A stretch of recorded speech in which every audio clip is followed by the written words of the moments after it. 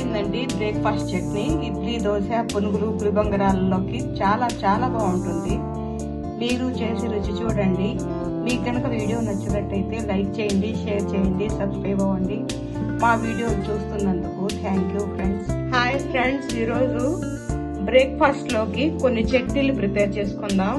ముందుగా టమాటా చట్నీ ప్రిపేర్ చేసుకుందాం. ముందుగా కడాయి పెట్టుకొని కొద్దిగా ఆయిల్ వేసి ఒక అరకప్పు వేరుశనగ పప్పుల్ని వేయించేసుకోవాలి. పప్పులు వేగిపోయాయి, జార్లోకి తీసేసుకోవాలి.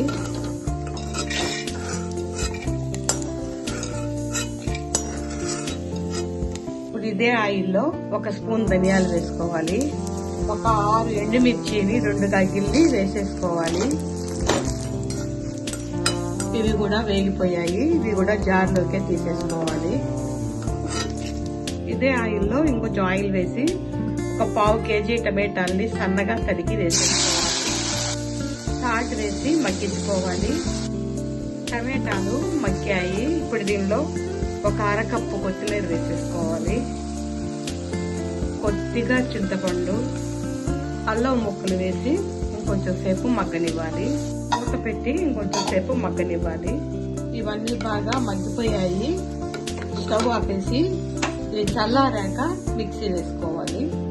ఒక 5-6 వెల్లుల్లి రెబ్బలు వేసి ఈ పప్పులు, మిర్చిని గ్రైండ్ చేయాలి. ఈ విధంగా గ్రైండ్ చేసేసుకోవాలి. ఇప్పుడు ఈ టమాటా గుజ్జుని వేసేసుకోవాలి. మళ్ళీ గ్రైండ్ చేసేసుకోవాలి. ఈ విధంగా వేసేసుకోవాలి. ఇప్పుడు పోపు పెట్టేసుకుందాం. పోపు గింజలు, ఎండుమిర్చి, కరివేపాకు.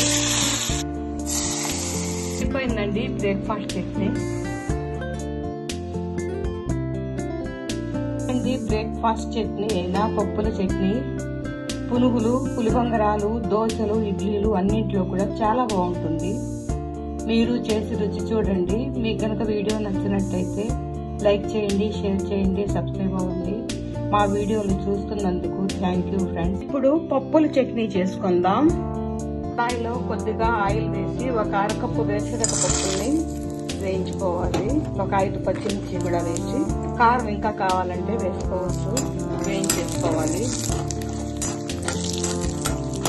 ఇవి వేగాయి, జార్లోకి తీసేసుకోవాలి. మిగిలిన ఆయిల్లో పోపు వేసి పెట్టేసుకోవాలి. పోపు గింజలు, ఎండుమిర్చి, కరివేపాకు ఈ విధంగా వేసి పెట్టేసుకోవాలి. ఇప్పుడు ఇది చల్లారాక ఒక 1/2 కప్పు పుట్నా పప్పులు, పచ్చి కొబ్బరి ముక్కలు ఒక 1/2 కప్పు, కొద్దిగా చింతపండు, సాల్ట్ సరిపడినంత వేసి గ్రైండ్ చేసేసుకోవాలి. ఈ విధంగా గ్రైండ్ చేసి కొద్దిగా నీళ్లు పోసి మళ్ళీ గ్రైండ్ చేసుకోవాలి. ఈ విధంగా వేసేసుకుని ఇప్పుడు పోపు వేసేసుకోవాలి.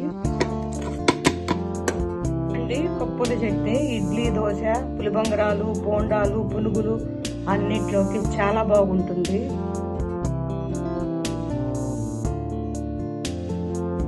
విధంగా మెత్తగా వేసేసుకోవాలి. ఇదండి దోశ కారం, ఎర్ర కారం. దోశల్లోకి, పులిబంగరాలు, ఊతప్పాలు, పునుగులు అన్నిట్లోకి చాలా బాగుంటుంది. మీరు చేసి రుచి చూడండి. మీకు కనుక వీడియో నచ్చినట్టయితే లైక్ చేయండి, షేర్ చేయండి, సబ్స్క్రైబ్ అవ్వండి. మా వీడియోలు చూస్తున్నందుకు థ్యాంక్ యూ ఫ్రెండ్స్. దోశల్లోకి ఎర్రగారం ప్రిపేర్ చేసుకుందాం. 2 గ్లాసుల నీళ్ళని మరగబెట్టుకోవాలి. ఒక 25 ఎండుమిర్చిని ఈ మరిగే నీళ్ళల్లో వేసేసుకోవాలి. ఇప్పుడు స్టవ్ ఆపేసుకోవాలి. వీటిని ఒక 10 నిమిషాలు ఈ వేడి నీళ్ళల్లో నాననివ్వాలి. ఈ వేడి నీళ్ళల్లో బాగా నానిపోయాయి. ఇప్పుడు తీసి జార్లో వేసేసుకోవాలి. ఈ విధంగా జార్లో వేసేసుకున్నాక దీనిలో వెల్లుల్లి రెబ్బలు కొన్ని వేసేసుకోవాలి. సాల్ట్ వేసి గ్రైండ్ చేసేసుకోవాలి. విధంగా వేసేసుకోవాలి. ఇప్పుడు 4 ఉల్లిపాయల్ని తరిగి వేసేసుకోవాలి. నిమ్మరసం పిండేసుకోవాలి.